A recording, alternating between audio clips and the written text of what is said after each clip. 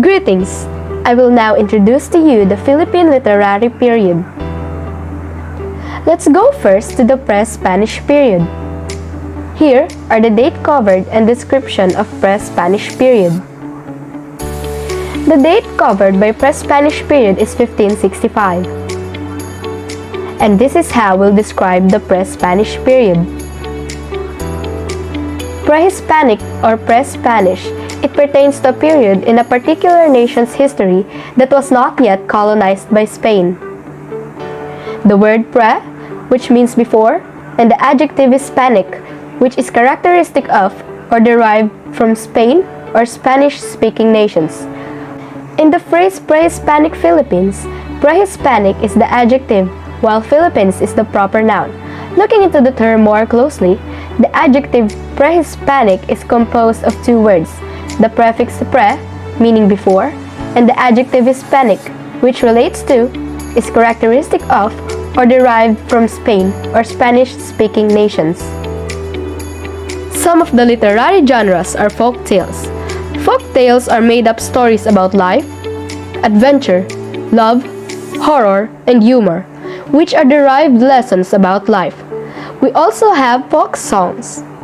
Folk songs are earliest forms of Philippine literature, dating back to the pre-Spanish era. The early forms of civilization reflect these songs. There are 12 syllables in several of these. Examples of folk songs are Kundiman, Ang Dalit o Imno, Kumintang o Tagumpay, Ang Oyayi o Hele, Dayana, at Soliraning and Talindaw. We also have the epic ages. The epic ages are long narrative poetries in which a sequence of heroic achievements or events. Usually, a hero who dealt with the length of time. Some of its examples are Bidasari, a Moro epic, Biyag ni Lamang, an Ilocano epic, Haraya, a Visayan epic, INDARA PATRA at SULAYMAN, and Parang Sabir, a Moro epic. Another genre from the pre-Spanish period is legend. Legends form a prose, the common theme of which is about the origin of a life, thing, location, or name. As you can see, here are the visual examples, Bidasari and INDARA PATRA at SULAYMAN. Now, let's proceed to the themes and important event coinciding the pre-Spanish period. The themes during this period are fictitious, spiritual or religious, cosmological, and origin. Next, our important event is when trade between the Chinese and Japanese was common among the Filipinos, who had a rich culture. Here are some of the writers during the pre-Spanish period. Antonio Abad, Father Francisco Ignacio Alsina, S.J. Rosauro Almario, Uldarico A. Alviola, Cecilio Apostol, Jesus Balmori, Lourdes Castrillo Brillantes, and lastly, Edmundo Farolan. Our next topic is the Spanish period. Here are the dates covered and description of Spanish period. The Philippines were colonized by Spain in 1565, but it wasn't until the late 19th century that Filipinos began to write with Spanish influence. As Spain colonized Philippines for 300 years, Spanish affects the way Filipinos write their literary texts as well. The literary genres and themes of Spanish period are epics, legends, songs, riddles, and proverbs. The literary themes that emerged during the Spanish period are religion, for Filipinos are said to be more hooked to religion during the Spanish period. Another themes are love, royalty, and chivalry. Let's now discuss the important events during the said period. During the Spanish period, year 1565, the Spanish-Moro conflict emerged. This conflict lasted until the Spanish-American War. The battle ended in year 1900s. In year 1811, the first newspaper del Superior Gobierno was published in the Philippines. Another important event is when the Doctrina Cristiana, which is the first book in the Philippines, was printed in year 1593. One of the literary genres during the period are folk songs and recreational plays.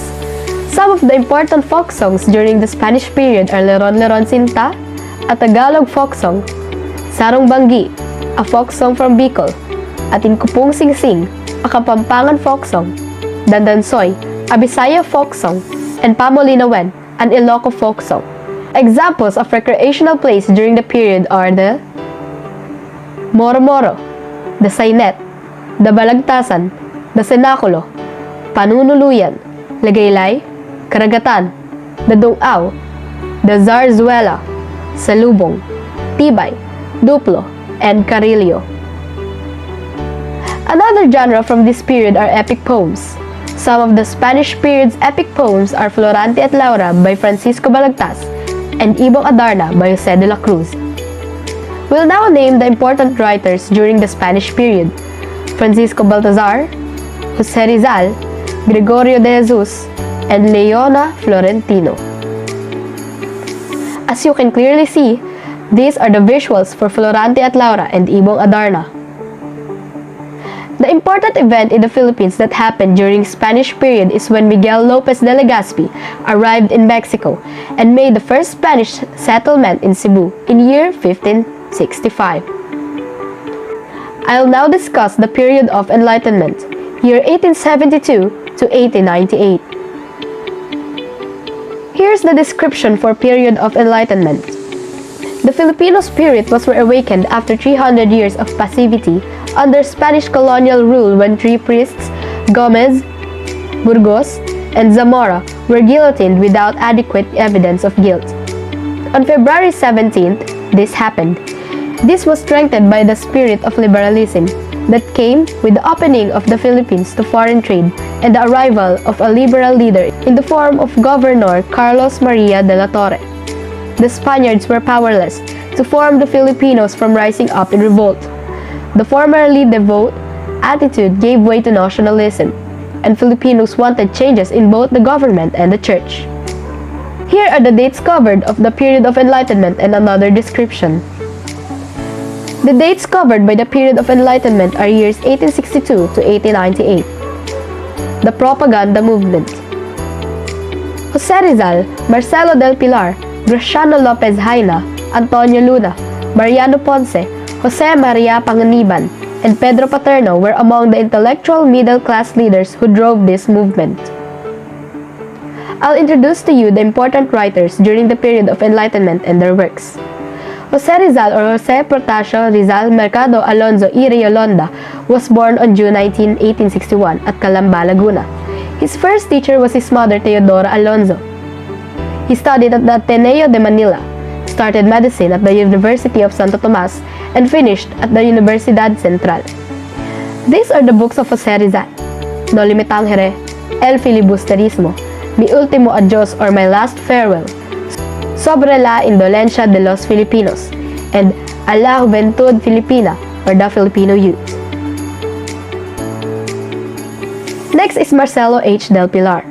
He is popularly known for his pen name Plaridel, Pupto, Piping Dilat, and Dolores Manapat. He was born at Cupang, San Nicolas, Bulacan on August 30, 1850. Marcelo started schooling at the school of Mr. Flores, then transferred to that of San Jose before University of Santo Tomas. He established the Diaryong Tagalog in 1882. The books of Marcelo are Pag-ibig sa Tinubuong Lupa or Love of Country, Kay-ingat Kayo or Be Careful, Dasalan at Tuksohan or Prayers and Jokes, and Ang Kadakilaan ng Diyos, also known as God's Goodness. Third is Graciano Lopez Haina. He is the most notable hero and genius of the Philippines.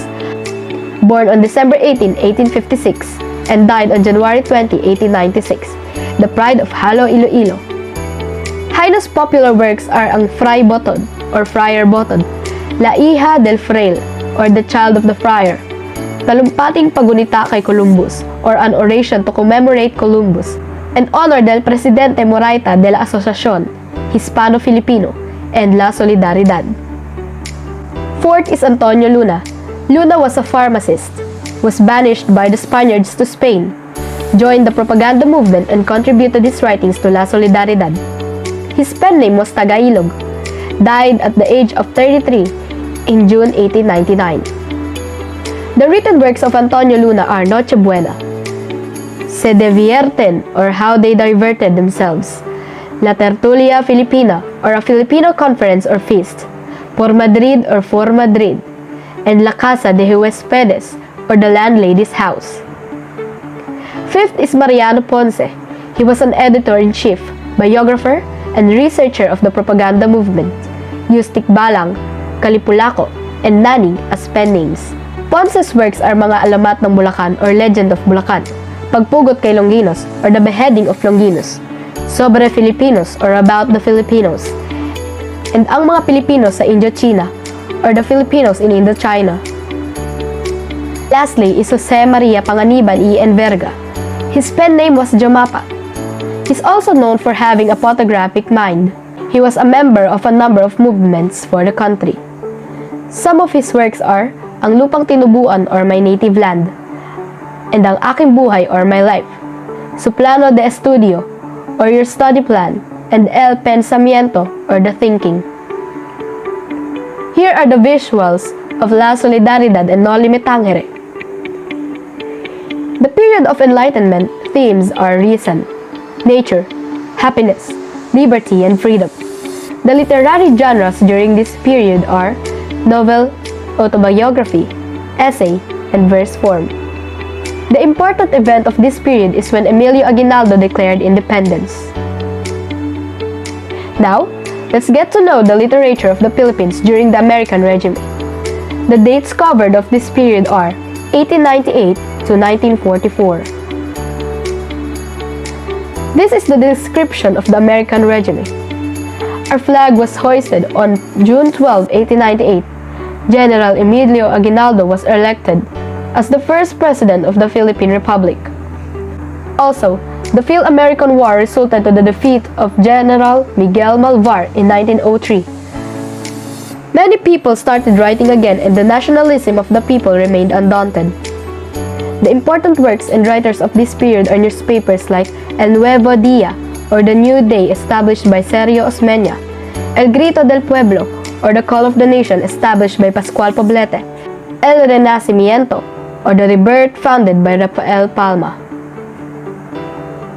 Here are the few important writers of the American regime. There are three kinds of Tagalog poets by Julian Cruz Balcameda. 1. Poets of the Heart, Makata ng Puso, Lope K. Santos, Inigo Ed Regalado, Carlos Gatmaitan, Pedro Gatmaitan, Jose Corazon de Jesus, Cirilio H. Panganiban. 2. Poets of the Life, Makata ng Buhay, Lope K. Santos, Jose Corazon de Jesus, Florentino Colliantes, Patricio Mariano, Carlos Gatmaitan, and Amado V. Hernandez. 3.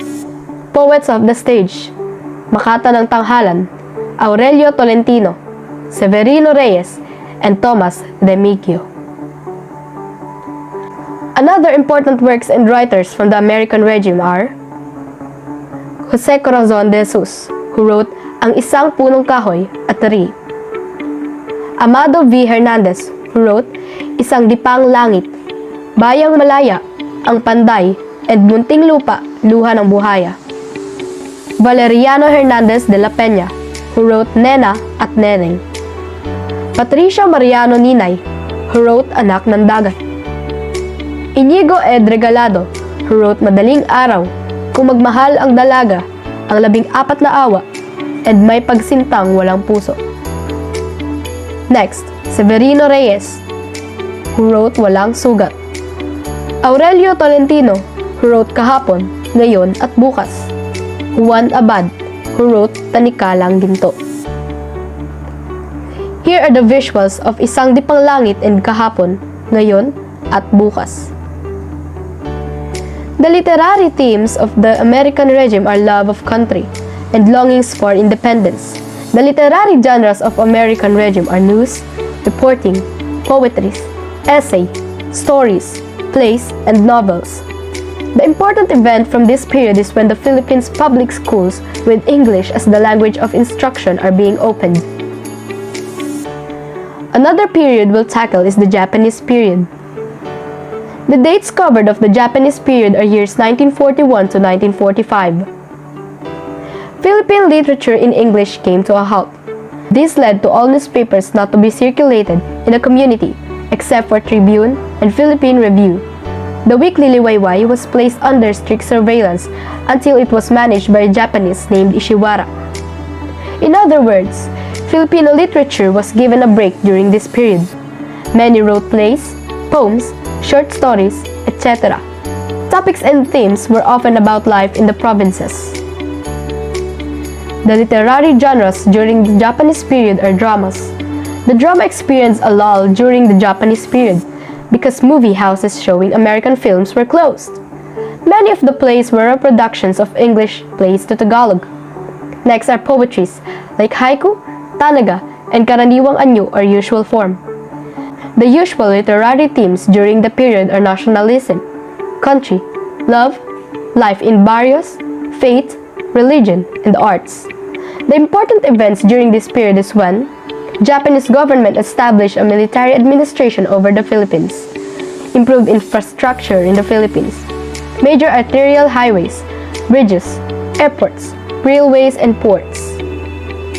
These are the important works and writers. Here are the Filipino dramas during the Japanese period.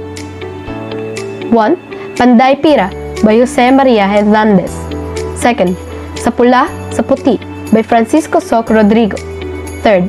Bulaga, an expression in the game Hide and Seek by Clodoaldo del Mundo. 4. Sino ba kayo? Dahil sa anak and Digante ng Patay by Julian Cruz Balsameda. This is the visual for Panday Pira. The next period is the Philippine literature in English. The dates covered are years 1941 to 1945. The description for this period is when Philippine literature in English went through a dark period as a result of the Japanese strict prohibitions on writing and publishing works in English. The literary genres of the Japanese period are poems, books, essays, short stories, drama, publications. And the themes used for writing the literary texts are Japanese brutalities, poverty, brave guerrilla exploits. The re-election of Manuel Quezon was one of the important events during this period, as well as the start of invasion of the Philippines by the Japanese. The important works and writers during the Japanese period are the following. Under the short story, The Woman Who Looked Like Lazarus by Nick Joaquin. Under the essay, Le Naval de Manila by Nick Joaquin. Writers. Under the writers are Carlos Bulosan, Carlos Romulo, Fred Ruiz Castro, Salvador Lopez, Leon Maria Guerrero, Raul Manglapuz, F.B. Casino, Alfredo Litiatco. The next period is the Rebirth of Freedom. The dates covered by the Rebirth of Freedom are years 1946 to 1970. Description. In 1945, the Americans returned. Filipinos were ecstatic, and guerrillas who had escaped to the mountain enlisted in the liberating American army. Another thing, the Philippines achieved their independence on July 4, 1946, and the Filipino flag waved joyfully alone. The chains were shattered. The literary genre during this period is newspaper. The important works and writers during this period are Free Press and Morning Sun by Sergio Osmeña, Daily Mirror of Joaquin Roses, Evening News of Ramon Lopez, Bulletin of Menzi. Important event. The important event of this period is when the Philippines regained its freedom. The next period we'll discuss is the period of activism. The period of activism started in the years 1970 to 1972. Youth activism in the 1970 to 1972, according to Ponciano Pineda, was motivated by internal and international issues. The history of our Filipino youth is linked to activism. the youth moved to seek reforms as a result of society's problems. Some individuals continue to believe that the democratic government is stable and that it's only the people who are in charge who are to blame for the government's problems. Some people believe that democracy should be replaced by socialism or communism. To overthrow the democratic system of government, some armed groups were founded. Here are the literary themes, genres, and important events. The literary themes are revolution and activism. Meanwhile, the literary genres during this period are poetry, short stories, and one-act play. The important event during the activism period is when the declaration of martial law in 1972 was the seeds of activism.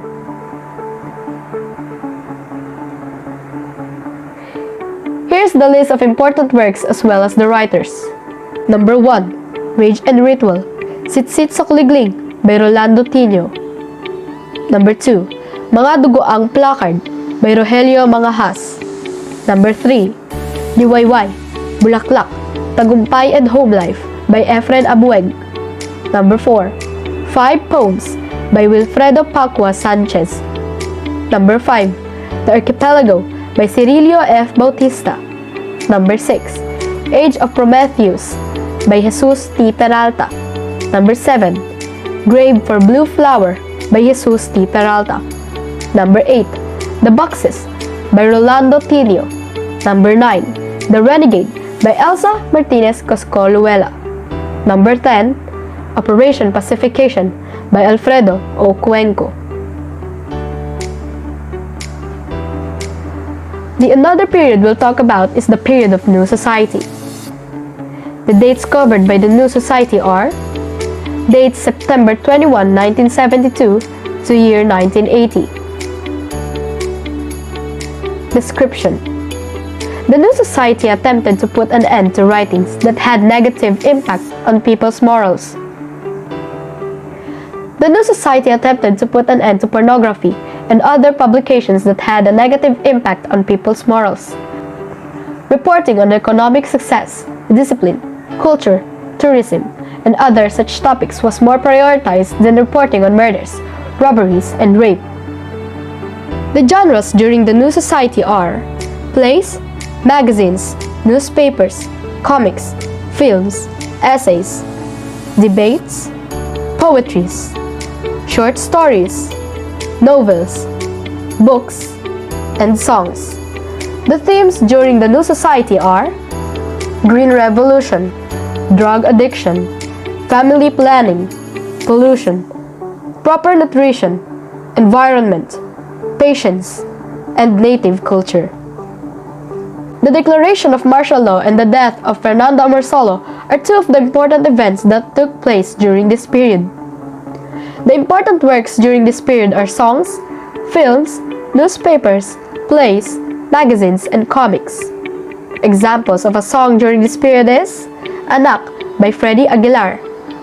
Examples of films during this period are Maynila, Sa Mga Kuko ng Liwanag by Edgardo Reyes, Minsay Isang Gamo-Gamo by Marina Peleo Gonzalez, Ganito Kami Noon, Paano Kayo Ngayon by Roy C. Iglesias and Eddie Romero, Insyang by Lino Broca, Aguila by Eddie Romero. Newspapers during this period are Bulletin Today, Times Journal, People's Journal, Balita, Filipino Express, Philippine Daily Express, Evening Post, Evening Express.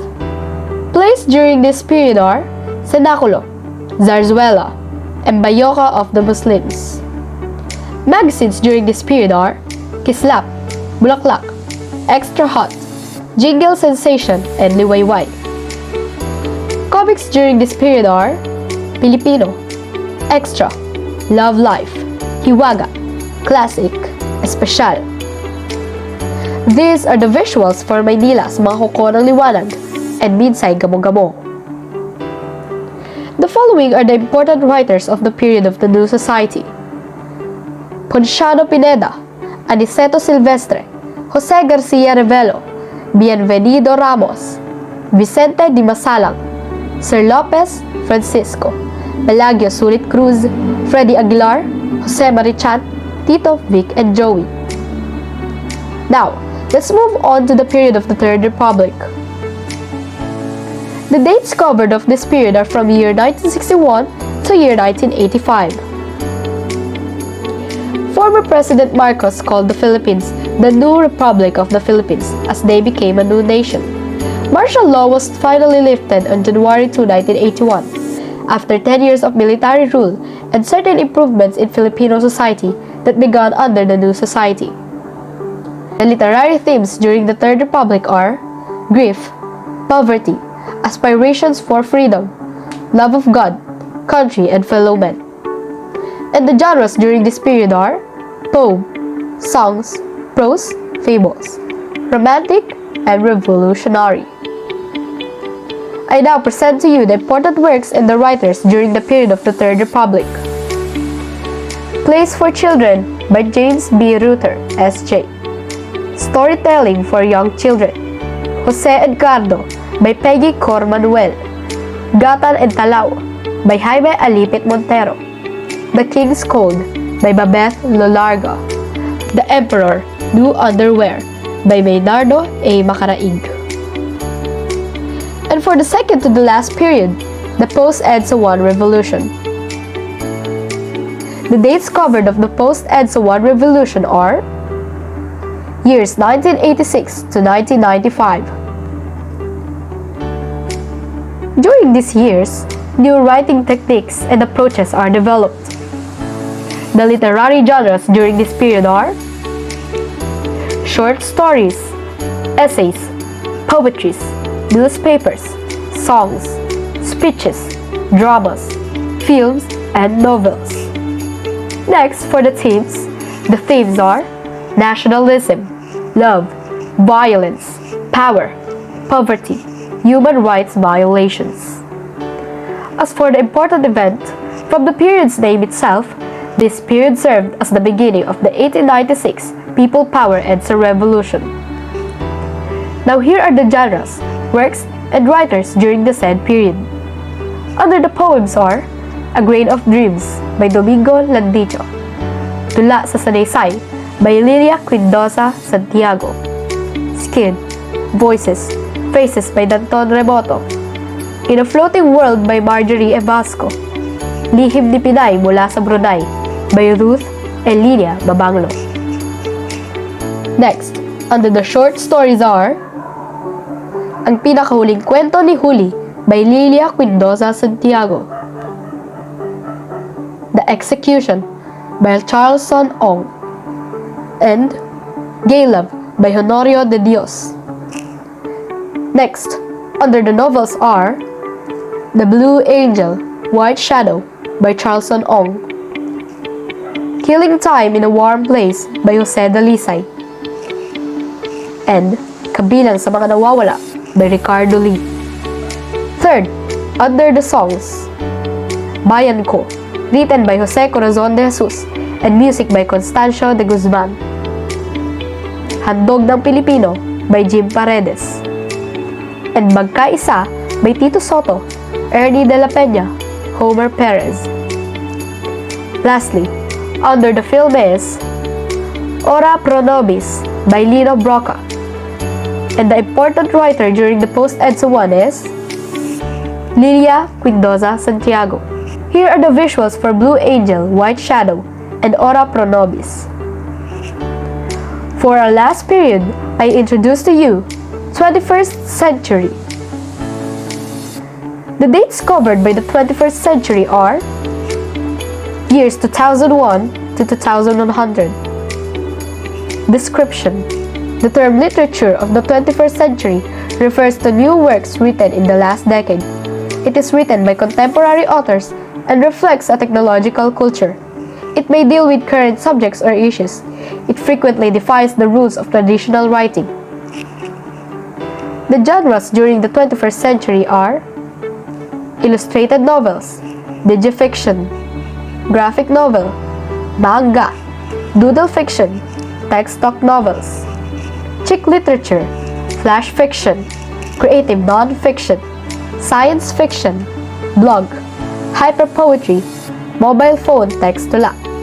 Meanwhile, The themes are course, love, sex, family, religion, and identity, as well as racism, global awareness, environmental, financial, and health literacy. There are a lot of important events during this period. Here are some of the main highlights. EDSA II Revolution ousts Pres Estrada. Death of Dolphy, dubbed as the Comedy King. Miss Philippines Megan Young was crowned Miss World 2013. Pia Alonso Wurtzbach is crowned Miss Universe 2015 in Las Vegas, Nevada, the country's first title after 42 years. Rodrigo Duterte and Leni Robredo were proclaimed as the new President and Vice President of the Philippines. I'll now name the important works in the Philippines during this period. Creative non-fiction: The Cardinal Sins, The General's Cross, The Martyr's Testimony, and Other Affirmations by Gregorio C. Brillantes. Manananggal Terrorizes Manila and Other Stories by Jessica Zafra. Sapay Coma by Joanna Lane Cruz. Chicklit, Spotlight, New Adult by Mina V. Esguerra. Tall Story by Candy Gurley. All's Fair in Blog and War by Chrissy Perla. Flash Fiction: Isang Daang Kislap by Abdon M. Balde Jr. Karapote, Antología Dagiti 13 na Suertea Sarita by Ariel S. Tabang. Under the Graphic Novels, The Mythology Class, Nautilus Comics by Arnold Are. Light, Anino Comics by Rob Chan. 66, Anino Comics by Russell Molina. The important and notable writers during this period are Abdon Balde, Beverly C., Alan Popa, Edgar Calabia Samar, Eros Atalia, Isagani Cruz, Neil Garcia, Jose Dalisay, Rosario Cruz Lucero, and RJ Ledesma. Lastly, here are the visuals for the mythology class and light. Thank you very much for watching and listening. I sincerely hope you understood the lesson we tackled. Stay safe, and again, thank you very much from Borja Andro F, Humilde Krizzabelle R, Maningas Liezel G.